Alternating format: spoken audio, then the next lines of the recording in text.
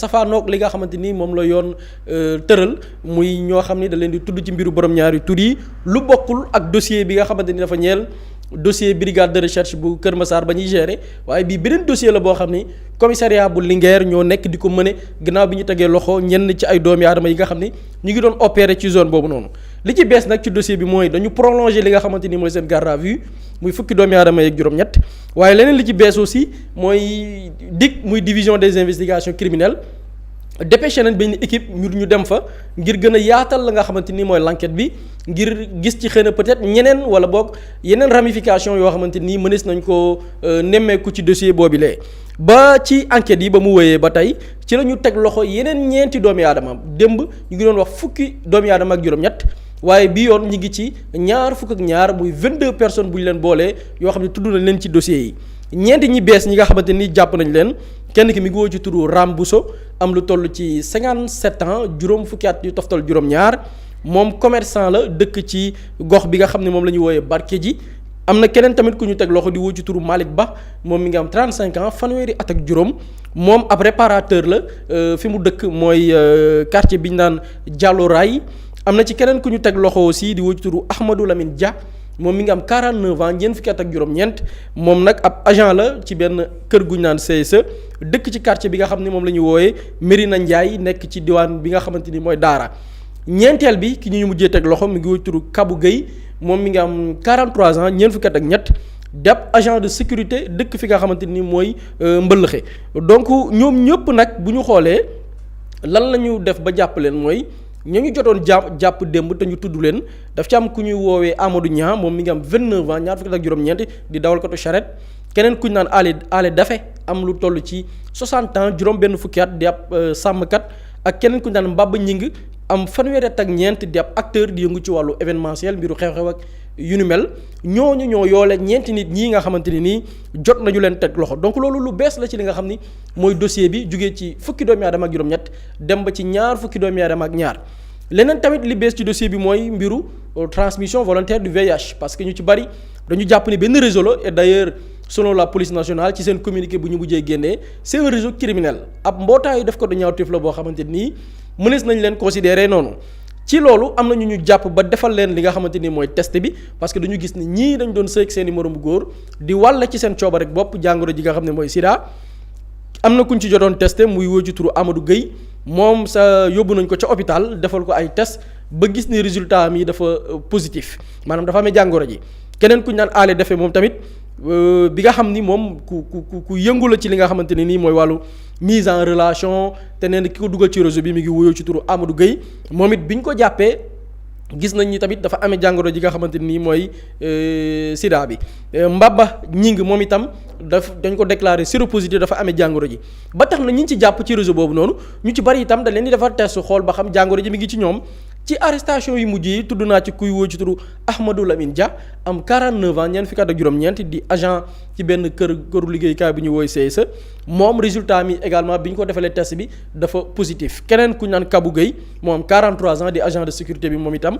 bi ñu ko defalee test yi moom itam résultat yi dafa ñëw positif par rapport ak situation ci biir nag la ca bees itam ci mbir mi mooy audition yi ñu ngi koy wëyal selon doomi aadama yi nga xam ne teg nañ leen loxo démb dikkoon nañ ci ki nga xamante nii mooy Amadou Gueye bi nga xam ni jàpp nañ ni bokk na ci les cerveaux ndax ci wàllu mise en relation booleeg yooyu noonu ko actif woon la ci fànn boobu waaye am na ci keneen te juñu naa ko muy aale dafe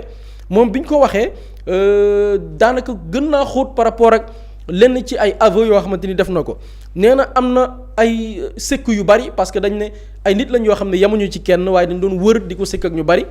wax na ni doon na ko sëkk ak ku naan Kabou Gueye ak Ram Bousso bokk na ci ñeenti nit ñu mujjee jàpp waaye tamit xamul nee na mënul xayma moom ñaata yoon la sëkk ak ay moromi góoram waaye tamit depuis ba mu ko tàmbalee def xamul sax depuis ñaata at la tellement que yàgg na lool ba muy def jëf jooju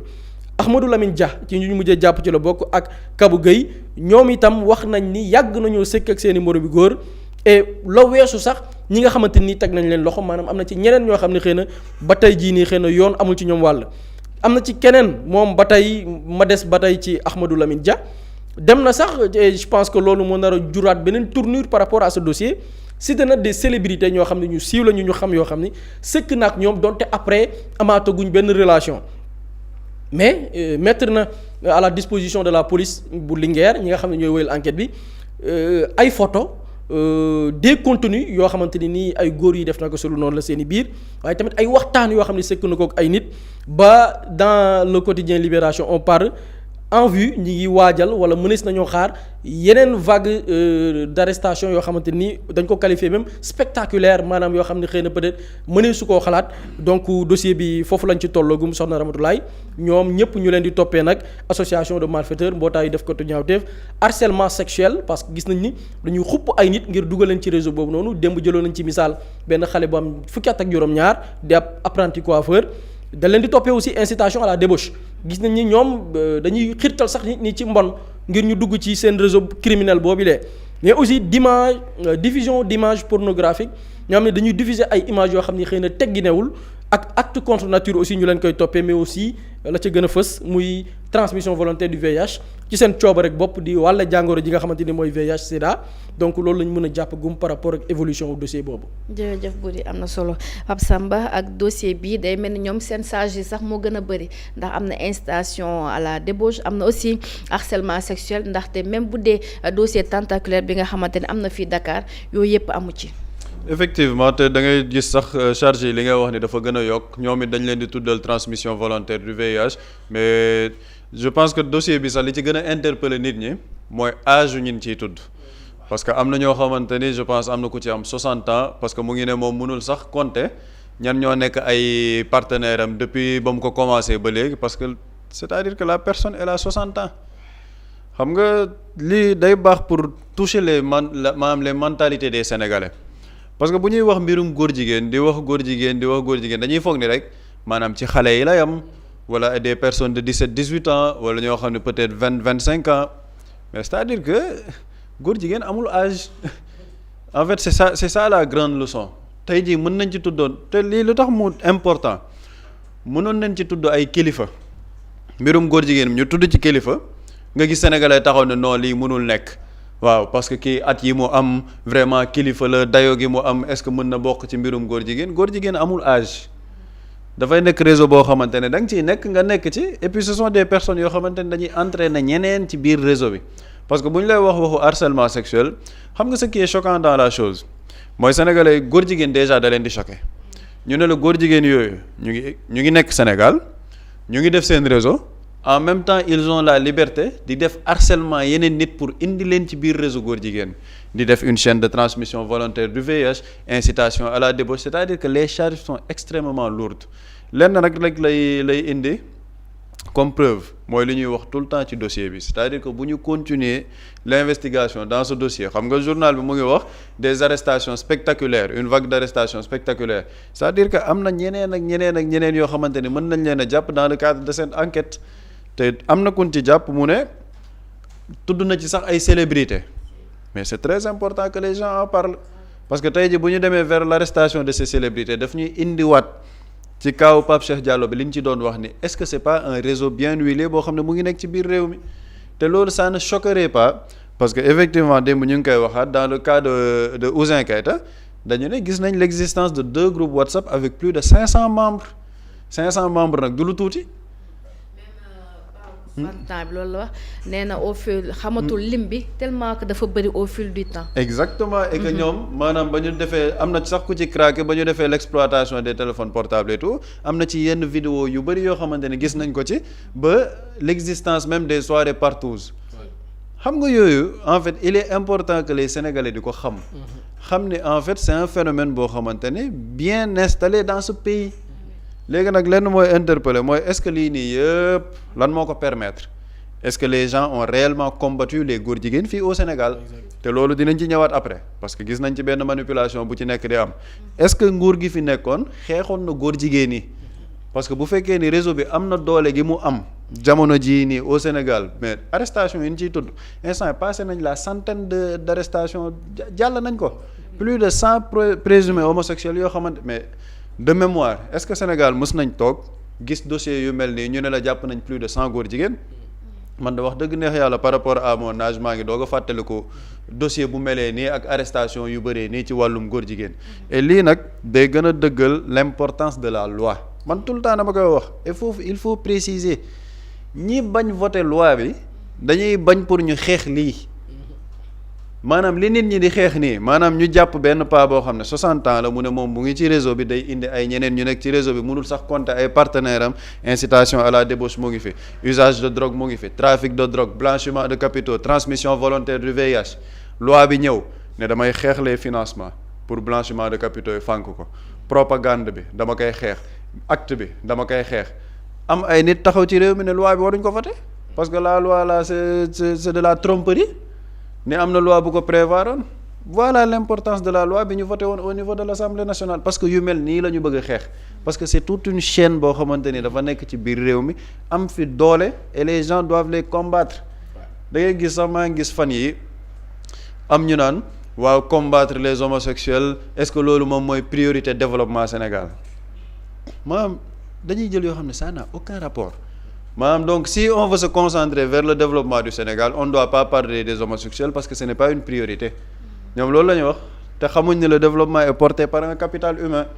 capital humain lan mooy éducation ban société nga am par rapport à la santé lan mooy mentalité le développement n'est pas porté par des infrastructures yooyu balaa moo taxaw ay mentalité ñoo ko def ay nit ñoo ko fa def léegi nit yiy defal rôle yiy tabax infrastructure yi lijjanti économie yan mentalité la ñu am yan valeur la ñuy défendre ci seen biir société on aura quelle société dans 10 ans dans 15 ans donc parler de ça naan ay xeex ko c'est pas une priorité donc lan mooy priorité les priorités économiques en fait ça n'a rien à voir ça n'a absolument rien à voir mais da ngay gis loolu noonu yëpp li koy waral mooy ay nit yoo xamante ne dañoo nekk ci benn endoctrinement boo xam ne bon ils ont la pensée occidentale quoi ci ñoom xeex góor jigéen c'est pas une priorité bu fekkee ni loolu en fait amul benn mbonteef boo xamante ni c'est-à-dire que bu ñuy xeex dara c'est pas par ordre de priorité bu fekkee ni loolu la rek kon lu bari dinañ ko bàyyi mais mën nañ combattre le féminicide en même temps combattre góor jigéen c'est-à-dire que c'est deux combats yoo xamante ni légitime yu nit ñi di porter mais ñu mën ko xeexandoo mais lan moo tax ñu ne waaw lu tax concentré woo leen ci lii ngeen di concentré ci lële donc dañoo war a bàyyi mbonteef bi bon yéen en attendant qu'on se concentre sur les problèmes économiques soyez des homosexuels nekk leen ay góor jigéen transmettre leen VIH bi def leen incitation à la débauche yàq leen suñu jeunesse mais ñun nañ lijjanti yan infrastructure la ñuy def mais ça c'est en fait doo comprendre quelle est la logique dans cette dans cet avis quoi moo tax il est important yu mel ni nit ñi di ko gën a waxtaanee et waxtaanee dans le sens de la sensibilisation parce qu'il est important tamit xam nga y a une ligne fine entre sensibiliser ak publicité am na ñoo xamante ni ñuy traiter information bi ils font plus la publicité de la chose mais booy créer une information par rapport à ça da ngay sensibiliser ne ñii lii mooy seen objectif il y a un agenda bi lii wëg lii moo tax ñu teg ko fi ci canaux yii nii la ñu doon jaar pour yàq société bi pour que les gens avec le recul am ci appréciation boobu et je crois que lii moom dañuy féliciter encore une fois rek le travail des autorités de police de la gendarmerie les procureurs yi ñu dénk dossier bi parce que gëm naa ne bu doon ni beneen régime bi la dossier bi du egg fii nëppal nañ ko bu yàgg mais là il y a une volonté d'éclaircir la chose de combattre ce phénomène et ce fléau et loolu moom sénégalais yi rek ñoo ciy bénéficier wu. surtout jërëjëf Pape Samba Boury est-ce qu'il n'est pas félicité aussi ki nga xamante ni moo di Salif Dicko ndax jàppoon nañ ni moom bu yemale woon yëf yi rek ca ki ñu jàppoon rek duñu yegg fu ñu yegg fii tey. waaye pour man c'est une volonté et loolu daf may permettre ma ñëw ci li Pape Samba wax muy mbir lu ne ak a koy gérer ci état c'est-à-dire que il faut être vraiment xaw ma na laa ko mën a tuddee mais ngay jéem a nax sa bopp ne ok concentré wu leen ci liggéey xam nga tey da nga tudd Salif Dicko il est procureur c'est-à-dire que bu dee gouvernement bi ngeen di wax le chef du gouvernement moom mi ngi ci ay yitteem ak ay ministres am bu dee le président de la république moom mi ngi ci ay activités am li nga xamante ni moom lañu ko dégg muy président de la république mais lu jëm ci wàllu dossier góor jigéen ñi est-ce que ñi nga xam ne ñoom ñooy gérer l'État ou bien parce que l'État dafa yaatu mais ñi nga xam ne ñoo nekk ci gouvernement bi di ko doxal est-ce que ñoom ñooy dem ci tribunaux yi naan il faut man parfois yenn réflexion yi xam nga fan la ko nit ñi di jëlee c'est-à-dire que objectiful rek yaa un procureur da nga ko tudd boo jëlee dossier bi nga xam ne brigade de recherche bu Kër Massar ñu ngi koy def yaa un procureur Salif Dicko bi nga xamante nii moom moo koy gérer kooku dénkuñu ko pour mu développer réew ne ko développer réew mi si am na lu mu ci war a jouer muy fexe ba la nga xam ne moo war a ñàkk réew mi ci respecter loi mu sàmmoonteeg loolu mais lu ci nekk ak ki koy gérer ils sont en train de faire vraiment un excellent travail parce que tey bu affaire yi demee ba am ay ramifications ñu ciy tudd d'autres secteurs d'autres zones parce que am na ñu joxe le ton mooy l'excellent travail bi nga xam ni la brigade de recherche yi def na ko. mais aussi bi ñu defee ñoom seen liggéey jébbal ko le procureur yemul rek ci sukkandiku ci PV yi ñu ko jox mais dafa jàngat audition yi. jàngat les éléments yi ñu mettre à sa disposition. def dans son réquisitoire introductif mu viser d'autres faits yi nga xamante ni sax xëy na peut-être xalaatuñ ko woon. loolu boo xoolee moo rogalaat ba dem ci police. au niveau de la Linguère ñu nekk fa dafa def ñoom tamit liggéey bu extraordinaire donc chaîne la et puis gis nga loolu rek gis nga développement nii lay demee de. day am ñu joxe le ton d'autres services ñëw topp ci et puis après ñu toucher l'idéal et pourquoi moom solo Pape Samba daf ko wax la grande manipulation mooy faire croire que sénégalais on a d'autres chats à fouetter quoi non Pape Samba daf ko junj ñun tey on parle de développement on parle d'économie mais économie boobu ay nit ñoo koy porter suñu borom. la mu sàkk ci yor bakkat nit kese la ci yàlla def mu am capacité dëkk bi ay mala mënuñ koo defar ay nit ñoo koy defar et nit ñooñu noonu on a besoin ñi nga xamante nii dañu wér besoin ñi nga xamante ni nii psychologiquement c'est des personnes yoo xamante ni elles sont stables mais dañu soxla ci réew moo xamante nii mais état lenn ci ay jafe-jafe yoo xam ne mi ngi ciy injecter des milliards bu ñu yeggee ci benn domaine ñu gis ne am na ay nit ñoo xamante ni ñoom ils sont dans une dynamique de milliards yooyu état di ci def mu yokkaat ci leneen parce qu'ils sont dans une logique de transmettre volontairement li nga xamante ni mooy jàngoro ji loolu il va falloir di stop c'est une question de santé publique da nga ciy dégg Pape Samba mi ngi koy wax ñu ci bari ay 60 ans mais ñooñu peut-être am nañ ay soxna am nañ ay doom peut-être ravage yi ñu def mais da nga ko mën a natt pendant combien d'années ñuy exercer ci dëkk bi ñaata jeunes la ñu attiré dugal leen ci réseau boobu noonu parce que dans ce même réseau on te parle benn xale bu ñu doon ci ñaata xale lañ ci jël. te on te parle des gens yoo xam ne am nañ 25 ans lan moo la wóor ni ñooñu est-ce que bi ñuy am 25 ans sax lañ ci dugg est-ce que duggalul leen ci bi ñuy nekk tout tànk parce que buñ ko rattaché ak le dossier Pierre Robert lenn ci seen objectif mooy initiation xale bi nañu fexe ba li nga xam ni mooy wàllum sëy ñu tàmmal ko sëy ak moromu góoram maintenant pourquoi moo gën a am solo mooy lii ñan lay profiter xam nga ñun Afrique ñëpp wax loolu ñiy gëstu. xool fi àdduna toll xam nañ ni l'Afrique c'est l'avenir loolu les occidentaux ñoo ñu ko gën a comprendre les asiatiques ñoo ñu ko gën a comprendre la preuve boo xoolee Sénégal demal nga xool ci domaine kii bi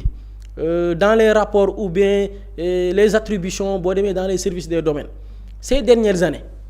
combien d'hectares la état bu Sénégal jox des étrangers amoon na benn ONG dama koy fàtte su ma juumul forum civil la bi forum civil di def liggéey bu am solo jamonoy forum civil bi tax ñu naan forum civil defoon nañ benn rapport boo xam ni dañu def benn cartographie par rapport à des hectares qui ont été attribués à des étrangers yu jugee ci dëkk yu wuute mais c'est des hectares c'est-à-dire que ñoom ils ont compris que l'Afrique est l'avenir léegi l'Afrique est l'avenir yemul rek ci géejam yemul rek ci suufam mais jeunesse am la